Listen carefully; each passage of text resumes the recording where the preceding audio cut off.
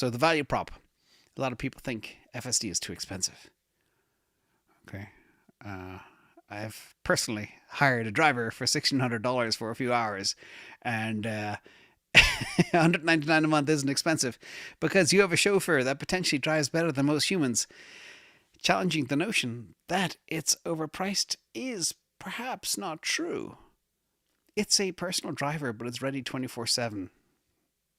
So that's something to think about. In fact, years ago, I remember distinctly Elon Musk said, even at $12,000 for the forever license for the car is too cheap because the value is so high. We'll get to some of the valuation stuff as well in a minute.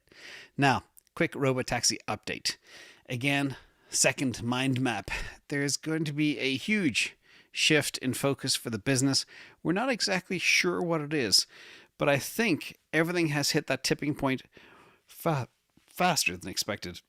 Now, Elon Musk and Tesla are so confident in their FSD, they can accelerate the robotaxi plans, bring them forward. Perhaps, I'm guessing here. Now, this vehicle as well, no steering wheel, fully autonomous design.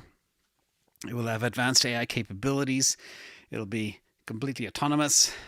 It'll be mass producible. And they'll be spinning these things out really fast.